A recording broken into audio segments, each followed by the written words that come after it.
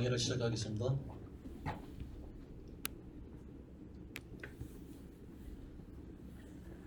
자, 네.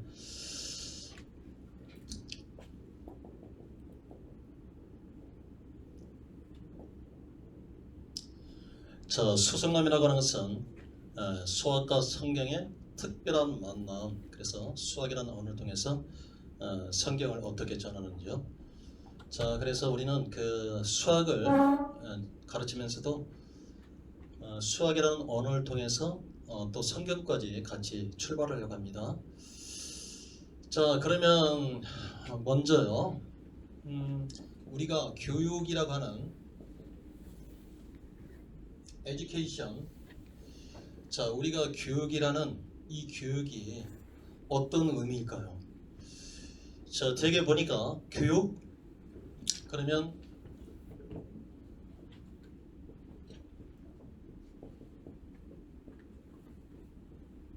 자, 이게 나티는데요. 에듀세레, 에듀카레. 자, 그러면 이게 뭐이냐? 자, 안에 되어 있는 내재되어 있는 것을 이끌어내다 이 말이에요. 자, 그래서 우리는 이것을 뭐라고 하냐면 잠언 20장 5절에 보면 이게 모략이 돼요. 그러니까 모략이라고 하는 것은 하나님의 뜻을 담아서 우리에게 담겨주신 거.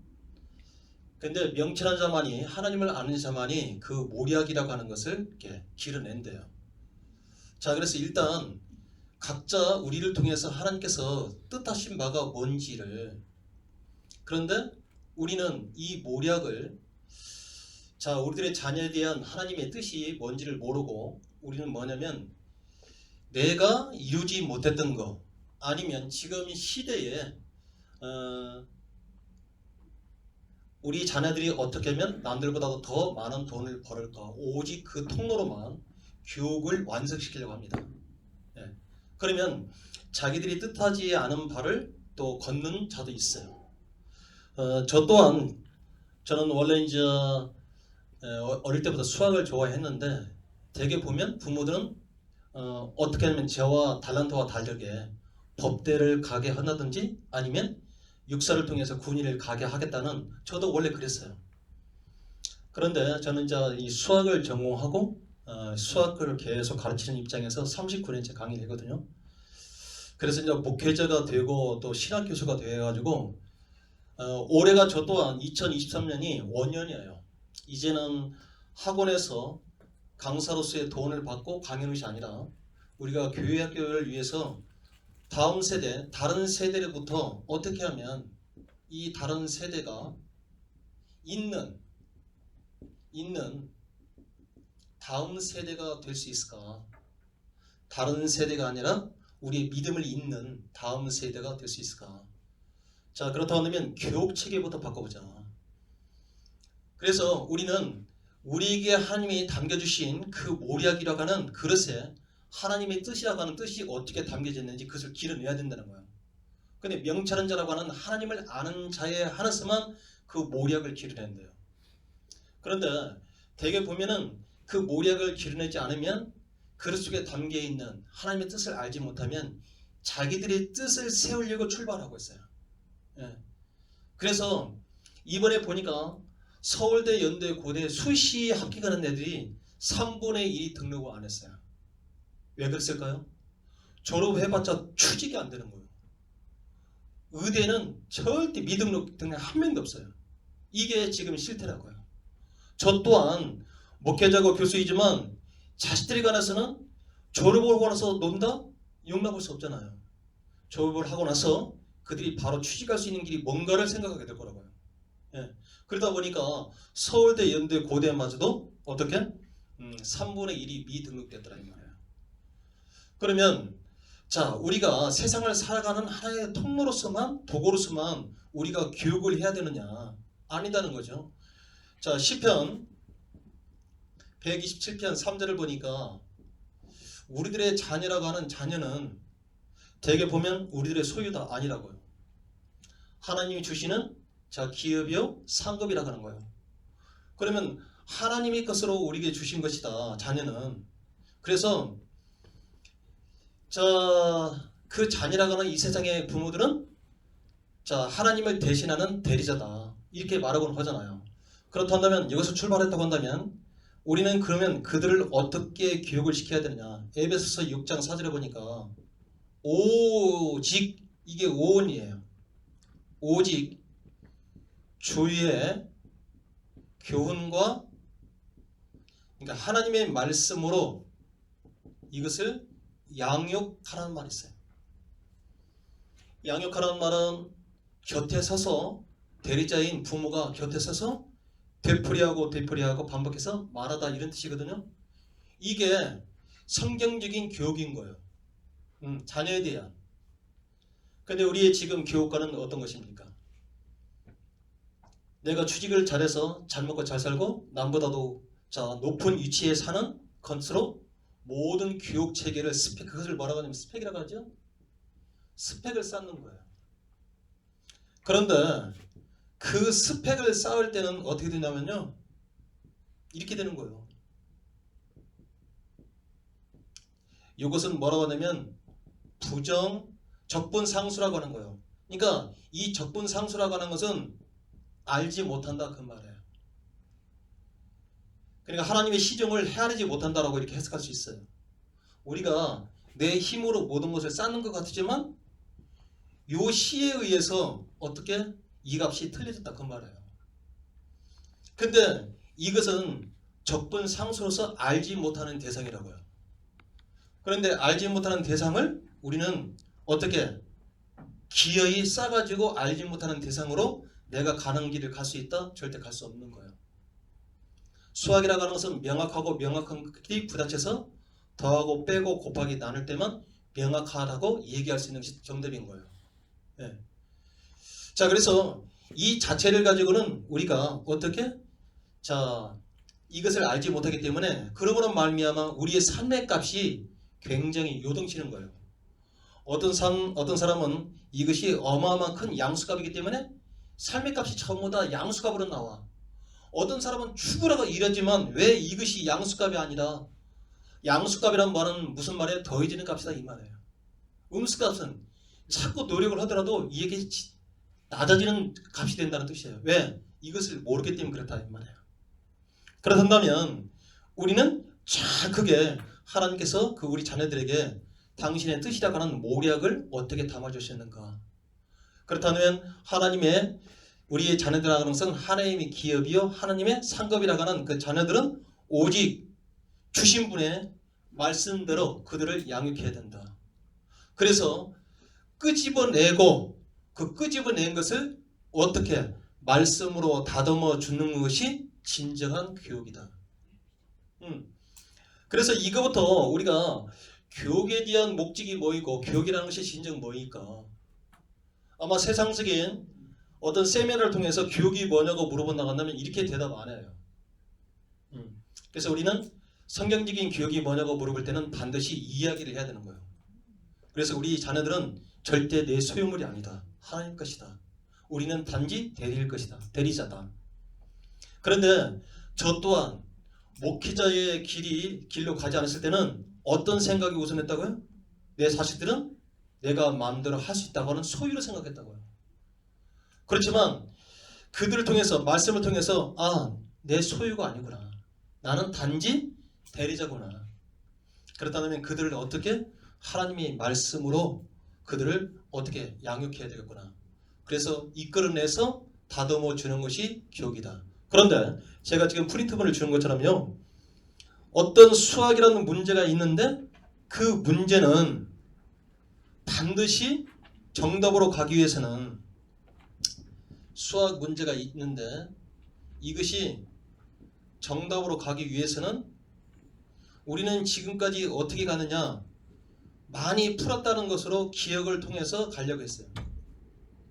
근데 저는 기억이라고 하는 것을 엑스피시했단 말이죠. 예. 마치 어떤 것이냐면요. 기억이라고 하는 것은 이게 찬물이에요. 그러면 지금 출발은 찬물이잖아요. 이쪽에서 찬물로 출발했어요. 도달도 정답이면 반드시 찬물로 이게 도달해야 돼. 왜? 수학이라고 하는 것은 뭐냐면 6은 2 곱하기 3, 2 더하기 4, 8 마이너스 2, 루트 36 이것을 뭐라고 부르냐면 논리적 동치라고 불러요. 그러니까 여기서부터 시작했던 말을 끝까지 똑같은 이 얘기를 해가지고 정답에 요구하는 형태대로 집어넣는 것이 정답이에요. 우리의 믿음도 여전히 그런 거예요. 주신 것으로 출발을 했죠. 믿음의 결국에 도달하기 위해서는 그 믿음을 끝까지 소유하는 자예요. 그래서 로마서 14장 22절에 보면 내게 있는 믿음을 하나님 앞에서 스스로 가져라 그랬단 말이에요. 예. 그래야만 그 믿음을 가질 때에만 믿음으로 말미암아 의롭다고 하는 자가 되기 때문에 우리는 그 믿음을 소유하고 있을 때만 우리는 이렇게 어린 양 아래에 놓여 있는 내가 되기 때문에 하나님께서 의롭다고 여겨주신다 이 말이에요. 그래야만 이 상태로 꾸준히 어떻게 할 수 있다고요? 믿음의 결국까지 도달할 수 있다고요. 자, 그래서 지금은 어떻게? 이 상태가 끝까지 가듯이 우리는 이것을 뭐라고 하냐면 논리적 동치라고 하는 거예요. 그런데 이게 지금 계시록 요한계시록 3장 15절에서 16절 이 얘기를 하고자 하는 거예요. 반드시 찬물은 가다가 그 지나가는 경로가 지열로 말미암아 그것을 갖다가 우리는 뭐라고 하냐면 변질이라고 얘기해요. 찬물이 아니라 뭐가 된다고요? 미지근한 이 물이 되는 거예요. 그러면 마치 출발했는데 도달할 때까지 반드시 뭐이다? 변질이 돼가지고 찬물로 그대로 천 이름을 유지하지 못하고 미지근한 물이기 때문에 어떻게 뱉어낸단 말이에요. 마찬가지예요. 이 기억이라고 하는 것은 이 갈 동안 기억은 점점점 희미해져요. 기억은. 그래서 정답까지 도달할 수 있는 것이 아니다를 이렇게 한번 얘기해 봤어요. 예. 그러니까 수학은 기억을 통해서 그 기억으로 전부 다 대답하는 학문이 아니다는 거예요. 그래서 수학은 바로 제가 밑에 생각하는 학문이다. 예. 이 문제를 통해서 정답으로 가기 위해서는 생각하는 학문이다.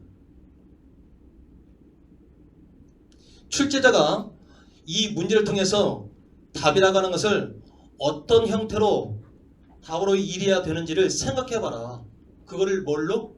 언어적으로 구조적으로 생각해봐라. 다시요. 뭐라고요? 언어적으로 구조적으로 생각해봐라. 제가 그래서 실질적으로 이것을 언어적으로 구조적으로 제가 이것을 생각하는 학문으로 정답까지 이해해 가고자 하는 거예요. 언어적으로 구조적으로. 자, 그래서 우리가 지금까지 공부해왔던 언어적이다 구조적이다, 그러니까 지금 부모님들이 자기 세대에 공부했던 방식을 자녀들에게 접근을 그대로 접목시키려고 해요. 그래서는 안 된다는 거죠. 왜? 벌써 우리는 이 성경적으로 자녀는 내 소유가 아니구나, 하나님의 것이구나, 그리고 그것을 말씀으로 양육해야 되겠구나. 자, 그 다음에 자, 기억이 아니라 언어적으로 구조적으로 우리가 접근해야만 되는 것이구나. 자, 그렇다고 하면 자, 제가 지금 프린트 드린 것처럼 언어적으로 분석하라, 구조적으로 분석하라, 문제 하나씩을 제가 직접 하면서 한번 해볼게요. 자, 거기다가 프린트 드린 거에다가 한번 써보세요. 먼저 언어적으로 분석을 했을 때 어떻게 분석을 하는지. 자, 지금 y 꼴 함수 fx에 대해서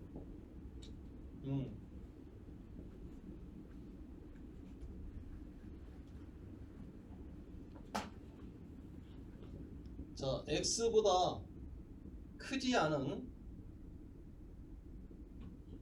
소수의 개수다. 우리는 이것을 뭐라고 하냐면요, 잠깐만요, 이 가로 속에 x가 주어지면 이 x하고 이렇게 짝이 지어질 대상을 우리는 이렇게 나타내는 거예요. fx라고요. 이것을 대형이라고 하는데 초등학교 때는 뭐를 했냐면요, 이것을 많이 했어요. 서로 관계되는 것끼리 연결하라. 그렇죠. 그러면 이 x라고 하는 것은 이쪽의 값을 얘기하는 거예요. 그 다음에 이 전체 fx라고 하는 y 값은 이쪽의 값을 얘기하는 거예요. 그러면 이쪽의 값과 이쪽의 값은 그냥 무작위로 이으라가 아니라 요것을 뭐라고 하냐면 이것을 대응식이라고 하는 거예요. 이 속에 어떤 규칙을 가지고 대응을 시키는지 정확히 읽어내라. 이게 함수 개념이에요. 대응식이란 말은 무슨 말이냐면 이 x하고 이런 식을 줄 테니까 이 식을 잘 이해해서 읽고 이해해서 요구에 짝을 칠 대상 y를 요구에 의해서 해당되는 y값으로 대응하라 이 말이라고요. 좀 어려운가요? 자, 그래서 함수는 이런 개념이에요. 우리가 성경도 하나님의 연애 편지라고 그러죠. 그래서 그 연애 편지를 명확하게 읽어야 되잖아요. 그런데 우리가 그것을 잘못 읽으면 내가 늘 만나는 시간대 아니에요. 절기라고 하는 것은 하나님이 정하는 시간대거든요. 자, 그렇듯이 우리는 이 속에서 fx가 이것을 대응식, 다시 뭐라고요? 대응식. 이 대응식에 의해서 대응식이 뭐냐에 따라서 함수의 이름이 결정된다. 이것도 굉장히 중요한 말이거든요. 자, 그러면 한번 예를 들어볼까요? 그러고 나서 어떤 얘기를 했냐면 이런 얘기했어요. f의 6분의 25 마이너스 f의 25. 대개 학생들은 이런 문제를 주면 이게 어렵다고 할 거예요. 근데 실은 이게 중학교 1학년입니다. 중학교 1학년 올라갈 내용이에요. 그러면 먼저 이 문제를 해석하기 위해서는 언어적으로 해석하기 위해서는 언어적이란 말은 가장 중요한 게 뭐냐면 이게 소수라는 뜻이에요. 소수. 그러면 자연수는 인류의 역사와 더불어 자연스럽게 발생한 수다. 그래서 자연수거든요. 그래서 자연수를 분류하면 이렇게 분류할 수 있어요. 자연수를 3개로 분류하면 이렇게 1, 그 다음에 소수, 합성수. 지금 굉장히 중요한 거예요. 그래서 자연수라고 하는 것은 6이라는 것은 자연수 알죠? 6은 2 곱하기 3으로 표현할 수 있죠? 자연수에서만 할 수 있는 그 표현법이에요. 그래서 2하고 3은 6을 2 곱하기 3으로 표현했을 때 2하고 3을 6에 뭐라고 하냐면 약수라고 하는 거예요. 2하고 3은 6에 뭐라고요? 약수. 약수라고 하는 것은 무슨 말이냐면 6을 2로 나누면 나눠 떨어지고 6을 3으로 나누면 나눠 떨어진다 그 말이에요. 그런데 6은 2, 3의 배수라고 얘기하는 거예요. 그래서 자연수라는 수에서는 약수하고 배수라고 하는 이 언어를 사용할 수 있는 수의 세계는 자연수인 거예요. 그러면 잘 보자고요. 소수하고 합성수라고 하는 것은 그러면 약수의 개수가 몇 개냐? 여기 보자고요. 3 같은 것은 1 곱하기 3이라고 하는 것밖에 없죠. 2라고 하는 것은 1 곱하기 2밖에 없어요. 그러면 4라고 하는 것은 1 곱하기 4, 2 곱하기 2. 됐습니까? 자, 그러면 이것을 지금 뭐라고 얘기하냐면 보자고요. 그래서 이거는 약수는 1, 2 이렇게 되어 있단 말이에요. 그러면 무슨 얘기를 하고 싶어서 약수와 배수를 이야기할 수 있는 수의 범위는 자연수거든요. 그러면 1과 소수와 합성수라고 하는 것은 이게 2하고 3이라고 하는 것은 약수가 몇 개예요? 자기 2라고 자기 자신밖에 없어요. 2라고 하는 것은 2라고 2, 3이랑 1하고 3밖에 없어요. 그러니까 자연수는 자연수인데 약수가 딱 2개밖에 없는 수를 우리는 특별하게 뭐라고 하냐면 소수라고 부르는 거예요. 이해가 됩니까? 소수. 약수가 오직 2개. 그러면 여기는 약수는 몇이야? 약수가 1개, 자기 자신 1 하나밖에 없어요. 그러면 합성수는 뭐라고 얘기할 것 같아요? 약수가 3개 이상. 이해됩니까?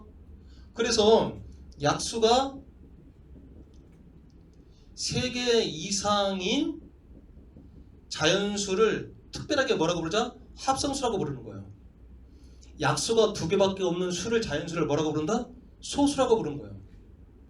그래서 자연수가 나오면 여러분들은 다른 것 문제를 볼 것도 없이 자연수 부르면 3개의 분단으로 나눠야 돼. 3분단이야.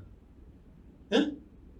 그래서 대개 시험에 어떻게 나와요? 자연수는 소수하고 합성수로만 돼 있다. 이렇게 나오면 그게 맞아 틀렸어요.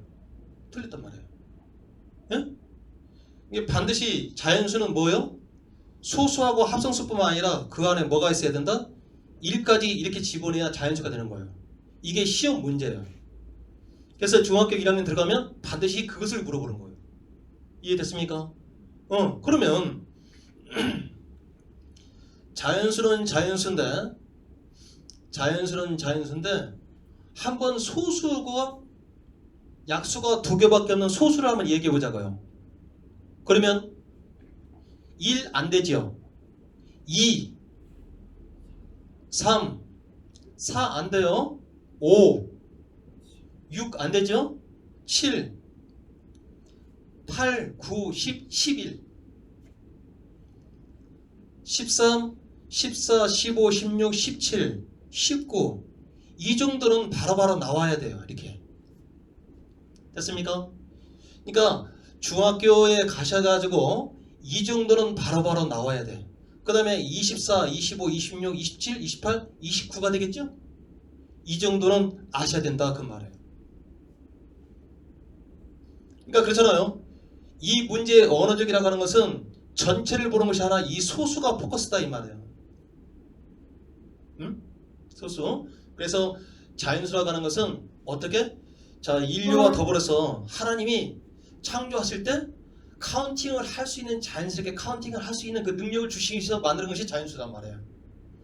그래서 자연수라는 수에서는 약수하고 배수에 대한 이야기가 나와. 약수하고 배수에 관한 이야기가 나오면 반드시 또 방법이 뭐예요? 소인수분해를 알아야 되겠죠? 소인수분해. 그러니까 약수와 배수의 세계에서 소인수분해라고 하는 도구를 알아야 돼. 그래야 약수가 몇 개인지를 알 수 있잖아요. 예.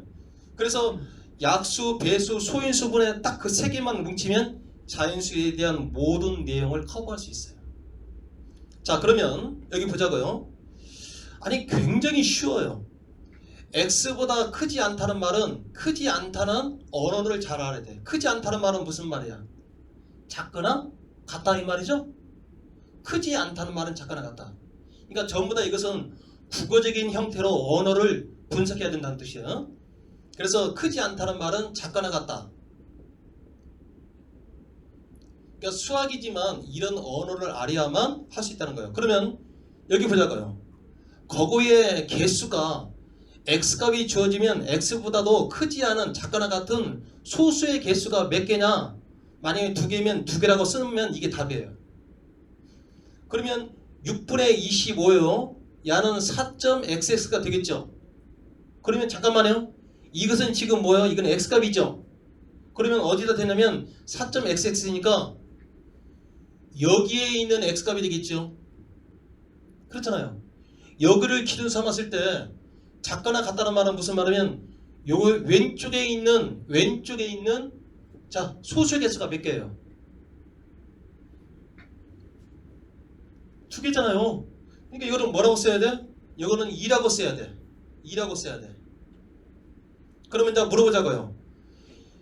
자, F25면 23과 29 사이에 25가 여기 있죠. 그러면 요거를 기준으로 왼쪽에 있는 소수는 하나, 둘, 셋, 넷, 다섯, 여섯, 일곱, 여덟, 9개요. 그렇죠? 그래서 이렇게 9개를 빼면 2에서 9를 빼면 마이너스 7이라고 써야 되겠죠? 그렇잖아요. 이게 정답인 거예요. 이게 언어적 분석인 거예요. 기억이 아닌 거예요.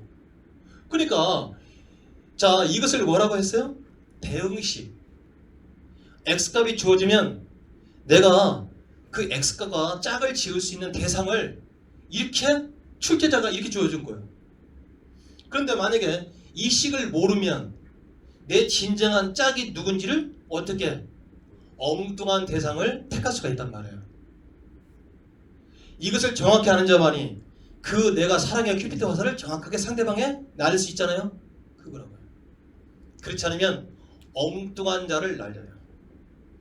그래서 우리는 뭐요? 화살이 관역이 벗어나면 그것을 갖다가 성경에서는 죄라고 하는 거예요. 우리는 하나님을 향해서 정확하게 큐피드 화살을 날릴 자로 하나님이 지으셨잖아요. 그런데 성경을 알지 못하면, 성경 속에서 왜 당신이 우리들께 지으셨는지를 알지 못하면 그 관역이 하나님 아니라 뭐고요? 세상이라니까. 그래서 관역을 벗어나다가 뭐라고요? 그게 바로 죄라고요. 하타 하마르티아. 그래서 그 한문으로 쓰면 이게 죄랍니다. 이게는 새 두 마리가 반드시 같은 방향으로 동행하면 날아야 되는데 이 모습은 무슨 말이에요? 등을 서로 맞대고 반대로 날아가는 모습이에요. 그럴 때 그물로 걸린다? 이게 죄라고 하는 거예요. 성경에서 얘기하는 죄라고 하는 것은 바로 그런 것이다. 마치 우리에게 이와 같이 대응식이라고 하는 여기다가 자 어떤 내용을 담아주시고 그거를 정확하게 읽어봐라. 우리를 알지 못하면 전혀 엉뚱한 해석이 된단 말이에요. 그래서 이것을 정확히 알지 못하면 뭐라고 써요? 여기를 팔로 쓰고 구로 쓴다는 말은 무슨 말이야?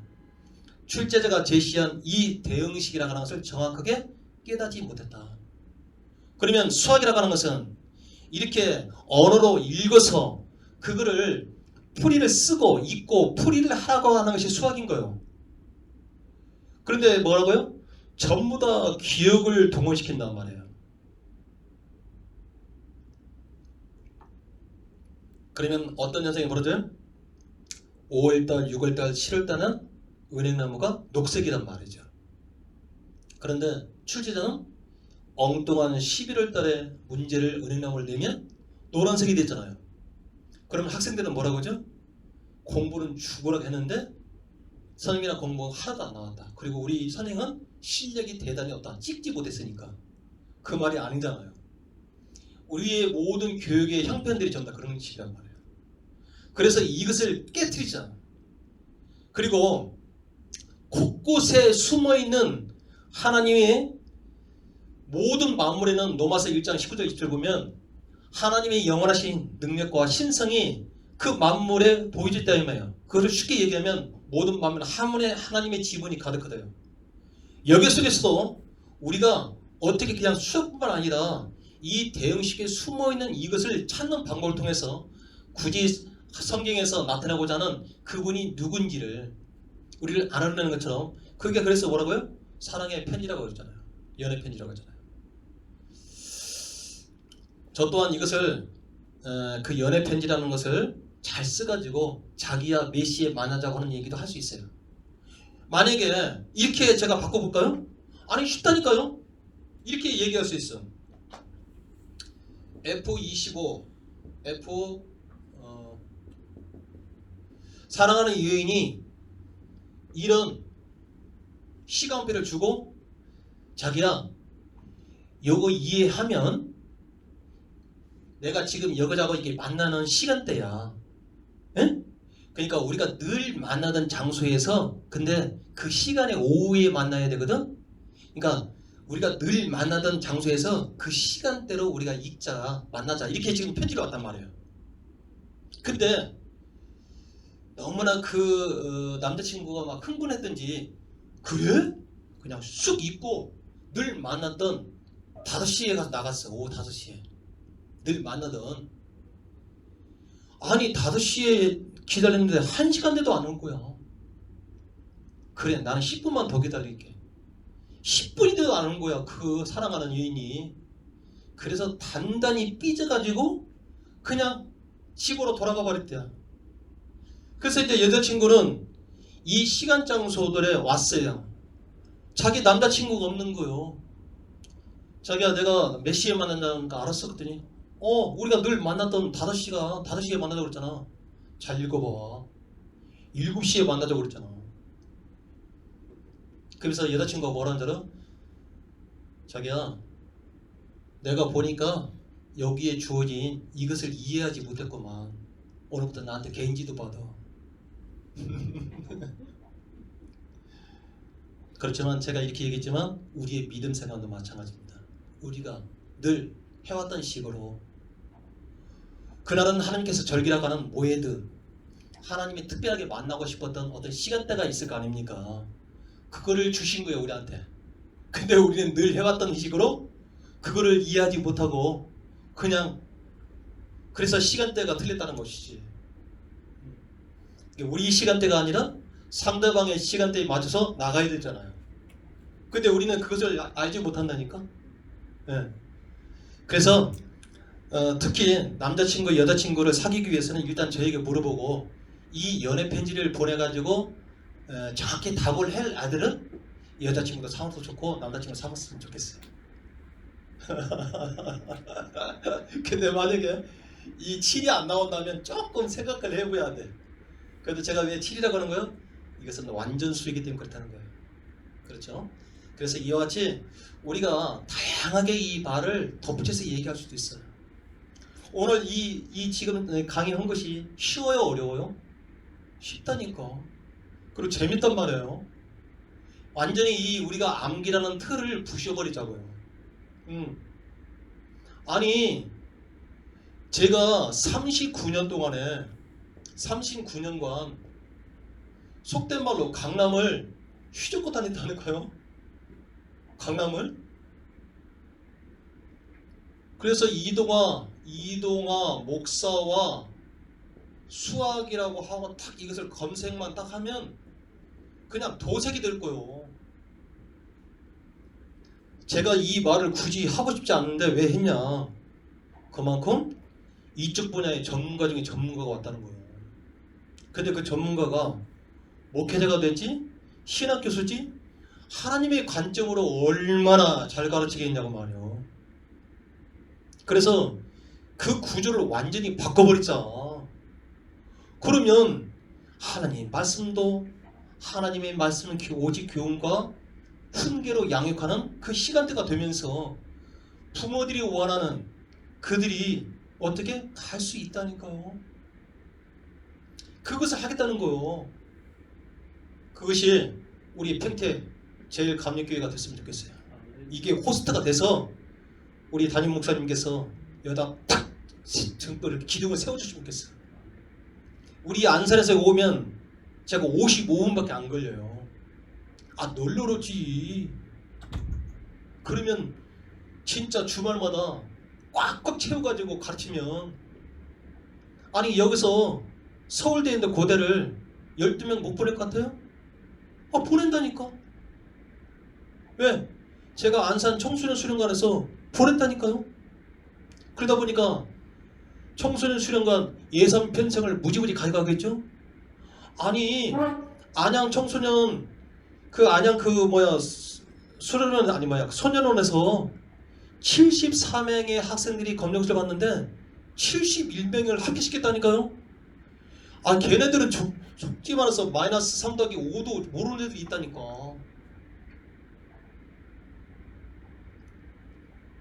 자, 그것은 무슨 말이냐?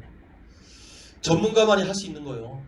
그래도 그때 나랑 같이 종사했던 그 직원들, 공무원들 있잖아요. 대통령상 받고 진급했어요. 저에게 그리고 기간교사 같은 경우는 120만 원씩이 나오는데요. 저는 그것을 받지 않고 전부 다 직원들 그냥 돌렸어요. 회식하고 쓰시라고. 네. 굳이 이제 그런 말 하는 것은 그만큼 그쪽의 전문가, 그러니 거기에서 간증할 것들이 얼마나 많습니까? 간단히 얘기하자면 부산의 짱이야. 애가 참 잘생겼어. 그리고 내가 가니까 소년의 짱이더라고. 그놈이 마음을 먹고 공부를 했거든요. 근데 걔가 소년원에서 74명 중에서 72명이 합격해 있는데 그 중에서 1등으로 합격을 해요. 근데 걔가 어떤 반응을 하느냐, 그때 비가 좀 부슬부슬 오는데 걔가 운동을 하고 있더라고요. 내가 나오는 것을 보고 막 달려오더니 선임하면서 그 길바닥에는 물이 고여 있잖아요. 근데 거기서 넓적 절을 하더라고요. 그것을 보면서 제가 얼마나 눈물을 흘렸던지, 눈물인지 빗물인지 유행 가사처럼 구분을 못하겠더라고요. 그래서 제가 그때 서원 아닌 서원을 하게 됐어요. 내가 평생 동안 이 일은 끝까지 해야 되겠다. 그래서 저희 마음에 걔들이 그 시간 속에서 그 소년원에서 나는 아무것도 할 수 없다고 하는 낙심한 자를 어떻게 그 빛이라고 하는 나는 뭔가를 할 수 있다는 빛을 거다가 이렇게 씨앗을 심어줄 거예요. 그때 그들이 보는 나에게 보는 눈빛이라고 하는 것은 반짝반짝했어요. 우리 자녀에게도 그것을 심어주겠다는 거예요. 제발 힘들게 하지 마시고 주일날 놀게 하시고 애들한테 공부 그렇게 하는 거 아니란 말이에요. 그래서 그것을 깨우쳐 주겠다는 거예요. 자, 그렇다고 한다면 이게 언어적으로 나이스를 했기 때문에 우리가 또 구조적으로 한번 나이스 한번 가볼까요? 예. 너무나 멋있지 않아요? 그래서 오늘 지금 우리 중학교 1학년 가면은 자연수를 하거든요. 자연수 다 끝냈어. 예, 자연수를 다 끝냈다. 자, 그러면 보자고요. 아니 시간만 저에게 주시면 우리 여기 교회에 오면은 있잖아요. 학생들뿐만 아니라 학부모들 가르치잖아요. 그리고 여기 교회 선생님들 많잖아요. 많이 변화가 될 거예요. 그러니까 장로님께서 진짜 오늘 책임이 막중하십니다. 왜 그러냐면 우리 그 담임 목사님에게 잘 말씀드려서 그것이 되면 학생들뿐만 아니라 우리 학부모들, 교회 선생님들, 교회 학교가 다시 살아날 겁니다. 자, 그 다음에 두 번째요. 우리가 지금 구조적으로 분석하자. 수학은 반드시 분석법이 몇 개가 있다고요? 언어적으로 분석하자, 구조적으로 분석하자. 이 두 가지예요. 네. 자, 그러면 반드시 지금 뭐라고 하냐면 1차 함수란 말을 주고요. 1차 함수 y 이퀄 마이너스 a분의 bx 플러스 자 a분의 c 요거의 그래프의 x 절편이 마이너스 3이 돼요. 자, 그 다음에 y 절편이 자 2일 때 자 a 더하기 b 더하기 c 요 값을 구하래요. 이게 진짜 이게 학생들 많이 어려워합니다. 그러면 그럼 A도 0이 아니란다, B도 0이 아니란다, C도 0이 아니란다 이런 말을 줬어요. 자, 잠깐 보자고요. 그러니까 이게 바로 이제 수학인 거예요. 즉 무슨 말이냐면 이게 1차 함수래요. 함수는 함수인데 1차 함수란 말은 무슨 말이냐면 어떤 언어를 가지고 있냐면 요 식에서 반드시 이 항은 살아 있어야 된다 이 말이에요. 그래서 A가 0이 아니고 B가 0이 아니기 때문에 이 값이 0이 아닌 것을 얘기하고 있어요. 그 언어예요. 그 다음에 요거의 그래프 그랬어요. 자, 여러분들이 중학교 1학년 가면 점, 선, 면이라고 하는 도형의 삼론소를 배워요. 이것은 아주 기본적인 거예요. 점이 모이면 뭐가 된다고요? 선이 되고 선이 모이면 면이 된대요. 그러니까 그래프라고 하는 것은 점들이 모여서 선을 이룬 거예요. 그러면 이 그래프 그리면 반드시 좌표 평면을 생각해야 되는 거예요. 그러니까 수학은 이와 같이 언어적으로 구조적으로 접근해야 돼요. 반드시 이 1차 함수라는 말을 주어놓고는 이 그래프를 얘기했다는 말은 지금 이 문제를 어디에다가 올려놓고 생각하자?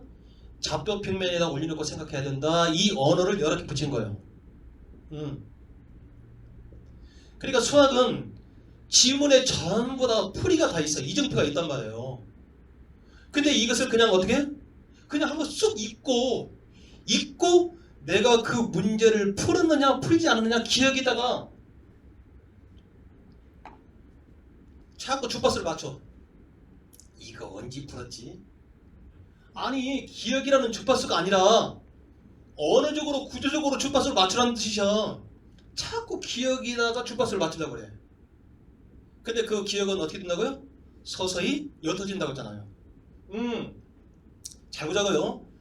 1차 함수를 주고 지금 그래프를 줬다는 말은 그 x절편은 뭐예요? 손편이 아니고 절편이에요. 이 말은 무슨 말이냐면 x축을 잘랐다 이 말이야. 예? y절편이라는 말은 y축을 잘랐다 그 말이야. 그러면 x축과 y축을 잘랐다는 말은 x축, y축으로 이루어진 좌표평면에서 생각해봐라 그 말이잖아요. 바로 그거라고. 그렇다고 한다면 오늘 굉장히 재밌을 텐데 저만 재밌나요? 예. 제가 본격도 시작하면 이 배꼽이 나왔다 그러더라고요. 아주 우스워요. 제가 조금 점잖을 때서 그렇지 학생들 앞에서는 다 무장해제예요. 그 학생이 60살이 됐든 70살이 됐든 제가 신학 교수잖아요. 저 굉장히 신학교에서 그 인기 좋아요. 배꼽이 들어갔다 놔도 한다니까. 완전히 학생들? 아니에요. 일단 학생들은 썰렁 시리즈부터 나가는 거예요. 그래서 굉장히 39년 동안의 강의를 했기 때문에 학생들과의 관계도 대단히 좋습니다. 그들이 원하는 바 절대 저는 학생들에게 답을 얘기라고 질문하지 않습니다. 왜 그래요? 만약에 정답을 얘기하면 좋지만 정답을 얘기하지 못하면 처우가 내가 좋아하는 여자친구가 있잖아. 얼마나 쪽팔리냐고. 그러면 안 나와. 그렇게 질문은 강사가 잘못된 거예요. 그러면 딱 눈치를 보고 첫 여자친구를 의식 같으면 대답할 수 있는 정답을 대답할 수 있는 문제를 내면서 으쓱하게 만들지. 예. 뭐 눈치만 보면 알잖아요.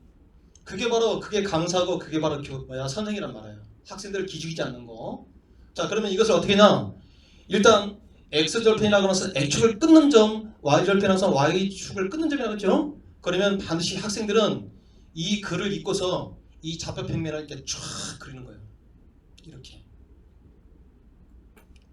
그러면 여기 보자고요. 이 x절편이라고 하는 것은 오직 이 좌표평면에서만 뭐라고요? 가로 요 표현을 할 수 있는 거예요. 마치 우리가 왼발 오른발처럼 왼발 오른발 왼발 오른발 걸어가면 눈 위에서 걸어가면 그 발자국에 선이 생기죠? 그래서 점들이 모여서 그게 선이 된다는 거예요. 예? 그래서 이 x절편이란 말은 무슨 말이냐면 요 점이에요. x축 끊는 점이 마이너스 3이다. 근데 x축이란 말은 다른 말은 뭐냐면 y값이 장다 0이다. 요 x축에 있는 모든 점들은 y값이 0이다. 그런 뜻도 들어있어요. 그 다음에 y축에 있는 것들은 뭐요? 전부 다 x가 0이라는 뜻이 들어있다고요. 그러니까 x를 마이너스 3이라고 한다면 마이너스 3,0 이렇게 표현해 줘야 돼. 됐습니까? 그 다음에 y절편이 2라고 한다면 어떻게 돼야 돼요? 여기는 0,2라고 해주고, 자, 이 두 점을 이렇게 연결하면 바로 이 직선이 바로 저 직선인 거예요. 됐습니까? 그러면 1차 함수에서는, 그러니까 아까 자연수에서는 약수와 배수라는 용어가 그 자연수라는 그 영역에서 사용할 수 있는 언어라고 했죠? 그러면 1차 함수에서 사용할 수 있는 언어가 뭐냐면 이거요. 우리는 그것을 먼저 알아야 돼요. 요 x 앞에 있는 이것을 뭐라고 하냐면 요 1차 함수가 이렇게 좌표평면에 나타나면 이와 같은 도형이 생기죠? 그렇죠? 그래서 요 1차 함수의 그래프가 뭐라고 하냐면 직선 이렇게 얘기하는 거예요. 다시 1차 함수의 도형은 1차 함수의 그래프는 뭐라고요? 직선. 그러면 2차 함수의 그래프는 뭐이죠? 2차 함수. 여러분 들어봤잖아요. 포물선. 왜 포물선이요? 이거 잡아야 되는데 여기 잠깐만요. 자, 잠깐만요. 장로님 한번 받아보시죠. 봐요. 내가 지금 이렇게 던졌어요. 이렇게 던졌더니 어떻게 돼요? 그래서 포물선이야. 물건을 던졌더니 물건이 날아가는 구조의 곡선, 이게 포물선이라고요. 죄송합니다. 죄송합니다. 그래서 뭐요? 바로 1차 함수의 그래프를 뭐라고 부른다고요? 직선. 2차 함수의 그래프를 뭐라고 한다고? 포물선. 그러니까 전부 다 그 함수에 대한 그래프. 그러면 잠깐만요. 여러분들이 나중에 이제 본격적인 수업을 한다면 함수의 그래프를 배우는 궁극적인 목적이 뭐냐가 교사의 지침서가 나와. 왜 그래프를 배우지? 그래프를 배우는 목적은 반드시 그래프를 통해서 이 점들이 쭉 모였을 거 아닙니까? 어떤 점이 가장 y값이 크냐 작냐를 논할 수 있죠. 그거를 최대값과 최소값이라고 하는 거예요. 그러니까 최대값과 최소값을 구하는 문제가 나오면 그래프를 반드시 그려야 된다 그 뜻이라고요. 자, 그래서 우리는 지금 여기에서만 사용할 수 있는 1차 함수의 그래프가 뭐라고요? 직선이에요. 그래서 이거는 어떤 언어가 있냐면 이것을 뭐라 하냐면 기울기라고 불러요. 직선의 기울기. 야를 뭐라고 불러요? 이것을 y절편이라고 불러요. 그러니까 1차 함수의 그래프인 직선에서 사용하는 이 기본적인 언어예요. 기본적인 언어. 그래서 y 이퀄 네모 곱하기 x 플러스 세모라고 할 때 이 x를 뺀 네모를 뭐라고요? 이것은 기울기다. 이 세모를 뭐라고 한다고요? y절편이다. 이렇게 읽으라는 이 얘기예요. 이것은 조금 이렇게 지금 이름을 붙인 거예요. 아니 이렇게 부르자고 약속이 된 거라고요. 그럼 이렇게 불려야 돼. 그럼 이제 됐어요. 물어볼게요. 그러면 a분의 c는 얼마죠? y절편이라며.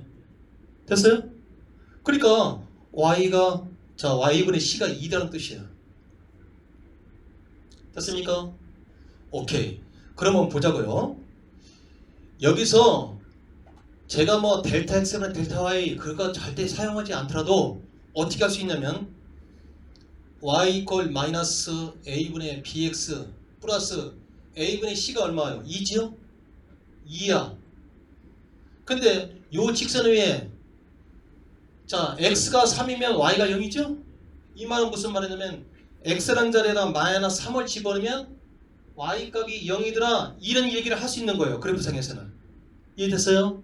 그러면 0은 마이너스 a분의 b 곱하기 마이너스 3 플러스 2가 되는 거예요. 그러면 우리는 마이너스하고 마이너스가 두 개 있으면 a분의 b 곱하기 3 플러스 바로 이렇게 이야기할 수 있죠? 네. 그러면 보자고요. 마이너스 넘어가요. 아니 2 넘어가요. 마이너스 2는 a분의 b 곱하기 3이고 곱하기가 등호를 넘어갈 때는 분모로 가니까 이렇게 나오잖아요. 됐습니까? 더 빨리 하는 방법도 있는데 오늘은 그대로 되지 않고 그냥 아주 착실하게 보여준 거예요. 그래서 여기를 지금 a분의 b가 마이너스 3분의 2더라 이렇게 나왔어요. 됐습니까? 그러니까 1차 함수의 그래프의 이름이 뭐냐면 직선이야. 그래프라고 하는 것은 그래서 x절편을 끊는 점, y절편을 y축을 끊는 점이기 때문에 이것은 뭐예요? 전부 다 지금 좌표 평면의 얘기를 하고 있는 거예요. 그러니까 얘를 먼저 좌표점에다가 두 개를 찍어. 두 점만 주어지면 그 두 점에 의해서 직선을 얘기할 수 있잖아요. 그러고 나서 이 이야기를 했더니 요각이 나온 거예요. 그러면 보자고요. 학생들은 여기서 멘붕이 빠져요. 어떻게 얘기했냐면 여기를 딱 두주면 도대체 a분의 c가일 때 2이고 a분의 b일 때 마이너스 3분의 2가 되는 a값이 얼마일까? b값이 얼마일까? c값이 얼마일까가 이제 학생들의 궁금증이야. 이게 잠깐만요.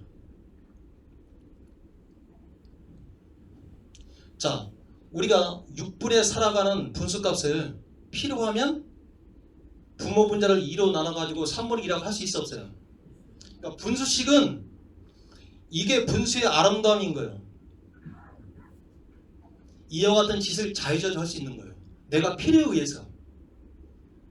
그러면 보자고요. C 밑에 A가 있고 B 밑에 A가 있을 때 A분의 C, A분의 B값이 2고 이렇게 읽혀줄 수 있단 말이에요. 그러니까 우리는 A값, B값, C값을 따로 구하는 것이 아니라 어떻게 하면 이런 모양을 하고 있을 때는 2고 이런 모양을 하고 있을 때는 마이너스 3분의 2니까 바로 여기서 우리는 변신을 해야 되는 거예요. 아니 지금 무에서 유에서 유, 무에서 유를 만드는 분은 바라라고 하는 하나님밖에 없다니까요. 자, 근데 창세기 1장 29절에 보면은 어떤 말이 있어요? 1장 29절이나 2장 19절이냐. 자, 이렇게 얘기합니다. 우리 인간에게도 자, 짐승이 이렇게 지나간단 말이에요. 2장 19장은 짐승이 지나가서 그 짐승의 이름을 짓잖아요. 그 말은 하나님께서 우리에게 뭐냐면 창조성이라는 하는 그 능력을 부여해 주신 거란 말이에요. 지을 때. 그래서 그 능력 때문에 우리가 지금 문화가 과학이 발전하는 거예요. 그러면 우리 인간은 똑같이 하나님처럼 물을 유로 만드는 것이 아니라 창조는 창조인데 요 유하고 유는 이게 바로 새로운 유예요. 그래서 아사, 야차르, 바나라가는 이게 무슨 말이냐면 메이크, 이게 폼, 이게 빌드, 이와 같은 새로운 유라고를 만들 수 있는 창의성이 있어요. 수학은 아까 생각하는 학문이라고 했죠? 전부 다 생각하는 학문이란 말은 무슨 말이냐면 정답으로 가기 위해서 이와 같이 창의력을 발휘해야 된다 그 얘기예요. 그러면 어떻게 하면 이것을 할 수 있느냐? 그러니까 전부 다 이 싸움인 거예요. 지금 주어진 유를 반드시 새로운 유로 리폼이 새로운 유로 만들어 줘야만 정답으로 끼워넣을 수 있단 말이에요. 지금 말이 어려워요? 아니야. 이것은 꼭 아셔야 돼요. 그래서 수학은 전부 다 학생들이 어떻게 접근하냐면 이렇게 접근하거든요. 여기까지 딱 해놓고는 반드시 그 학생들의 입장은 뭐냐면 A값이 얼마야, B값이 얼마야, C값이 얼마야. 자, 문자가 A, B, C 3개가 주어졌죠? 문자의 만큼 식이 주어져요. 이거 2개밖에 안 주어졌잖아요. 우리는 그것을 다른 말로 부정방정식이라고 하는 거예요. 어려운 말로. 부정방정식. 그 말은 무슨 말이야? 이런 뜻이야. 정할 수 없다 그 말이에요. 정할 수 없는데 그것을 정한다? 그러니까 오답이 가지. 그러면 문자가 A, B, C 3개면 반드시 식이 어떤 식이 이 3개가 하나가 더 있어야 된다 이 말이에요. 근데 없다는 말은 부정이라는 뜻이요. A값, B값, C값을 정하는 것은 정할 수 있는 문제의 구조가 아니다는 뜻이란 말이에요. 그러면 어떻게 해야 되느냐? 여기 보자고요. C 밑에 A가 있고 B 밑에 A가 있으니까 우리는 C 밑에 A가 있어야 되겠죠? 자, 분자, 분모를 전부 다 A로 나눠버려. 이해가 돼야 한대요. 아니, 아까 6분의 4를 다 2로 한번 나눠봐요. 그럼 3분의 2가 됐죠? 이와 같은 계산법을 똑같이 한 거예요. 이해됐습니까? 다시요. 지금 A, B, C 문자는 3개야. 수학에서는 문자 개수만큼 반드시 식도 3개가 돼야 돼. 근데 2개밖에 없어. 하나는 없단 말이에요. 그러면 반드시 여기서 A값, B값, C값을 직접 구하라는 내용이 아니라는 뜻이야. 됐어요? 이거 잘 알으셔야 되는데. 그래서 학생들에게 어떤 것이 지금 걸리냐? 반드시 분수의 아름다움은 필요하면 0이 아닌 걸로 분모 분자를 나누고 때를 따서는 똑같이 곱해줄 수 있다. 이게 아름다움이야. 그러니까 분수의 아름다움은 그 아름다움이지 눈을 째거나 탱탱하거나 그런 거 아니라 코를 세우거나. 분수의 아름다움은 뭐라고요? 이게 아름다움이야. 너무나 아름답지 않아요? 얘가 아름답게 해줘야 정답이 나온다니까. 뷰티풀 분수야. 자, 그러면 A분의 C가 얼마입니까? 저거 2잖아. 2. A분의 C가 2라고요. 그 다음에 분모 분자 같으면 1이잖아요. A분의 B가 얼마입니까? 마이너스 3분의 2요. 또 A분의 C가 얼마입니까? 2잖아요. 또 이것을 계산하라니까 학생들은 일일이 또 계산해. 여기서는 나눠줬죠. 아니, 아까 6분의 4에서 3분의 2가 들은 2로 나눴지만 전부 다 2를 곱해줘봐. 6분의 4가 되죠. 그것처럼 여기 3을 보고 똑같이 3을 곱해줘봐요. 6이죠. 여기다 3을 곱해줘봐요. 3 플러스 3을 곱해주면 마이너스 2 3 곱해주면 6이죠. 그러면 9고 마이너스니까 7분의 6이라는 답이 이렇게 탁 나온단 말이에요.